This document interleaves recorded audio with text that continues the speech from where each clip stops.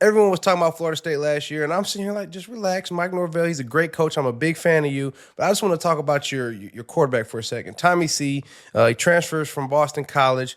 He comes out against Bama, and he just straight balls. But in the offseason, he said Nick Saban can't save them. I don't think they could stop me. And I respect the kid, man. You got big nuts. You drop your nuts like that, and you say that for the world, and you go and back it up, man. I got big respect for the kid. But how did you handle him putting that out there in that moment, but also while fostering that confidence for him to do what he did on Saturday? Well, I mean, Tommy's a tremendous competitor, and he's a young man that he definitely respects the people we go against, and the Alabama program. It deserves respect. I mean, it's been one of the top programs in the country, and but ultimately, confidence comes through the work. And as I told him, I've watched the work. And I support our players. I support our football team. That ultimately, I mean, anybody can go out there and say what they want to say, but you better make sure that the actions are what show up, and that the actions are something that are lived on a daily basis. And that's what I've seen from Tommy from the minute that he's got here.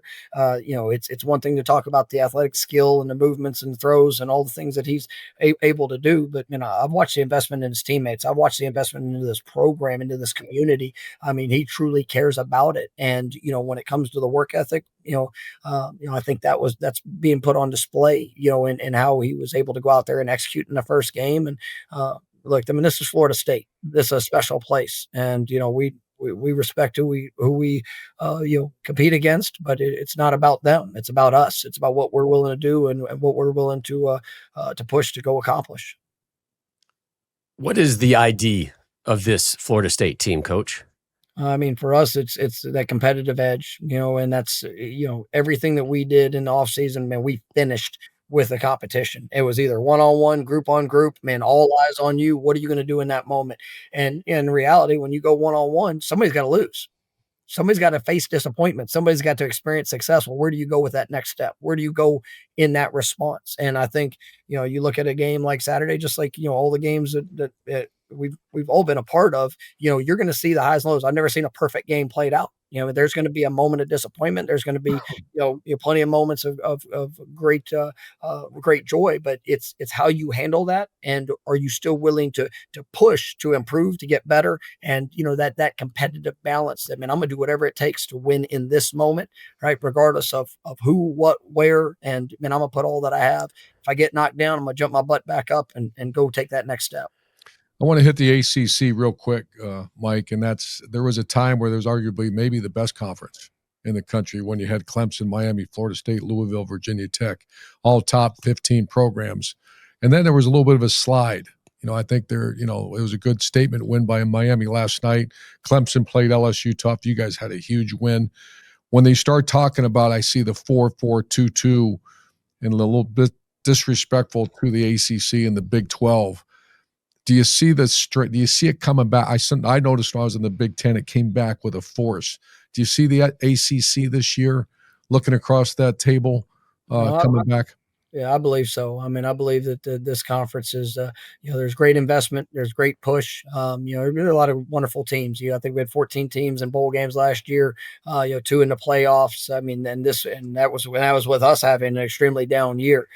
So this is going to be a competitive league. I think that it's one thing to say it. You got to see it on the field, and I think we've shown that here in the early part of the season. Even a couple of years back, we kicked off with LSU as in the season opener. They won the West Division, the SEC, and we were able to get a victory there. They had the Heisman Trophy winner. We were able to get a victory there.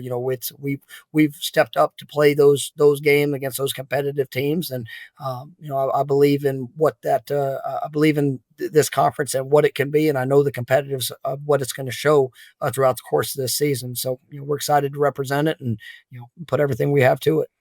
After everything that your program had to endure last season and in the offseason and then opening up with Alabama, take me, Coach, to that moment when you see the fans and Doak Campbell coming out onto the field. And I know you got to play it straight, right, as a coach, and find, the opposing head coach over there, get that handshake. But there had to have been some type of emotion, some type of feeling with that visual and that noise at the end of the game. It's all gratitude, and I thank God for the opportunity that He's provided me to be able to represent this place. I mean, I deeply care about this university, these players, the coaches I get to work with, the past players that were back. I mean, it was just a wonderful atmosphere, and to see all the fans, and we have a newly renovated Doak Campbell Stadium. The energy that was there with on Saturday was truly special, and it was just gratitude, and I thank God for that opportunity, and I've got a tremendous responsibility for what I need to do and how I need to be able to lead this program, and the example that we've got to set.